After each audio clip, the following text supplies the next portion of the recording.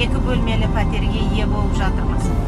Осы қордың мүмкіндіктерінің арқасында бізге берген бір ғана құжатпен 30 жұмыс күні ішінде осы пәтерге ие болдық.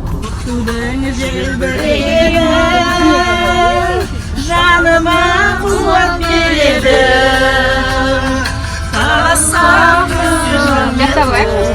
жан емес маған керек, күтудің желбірегені.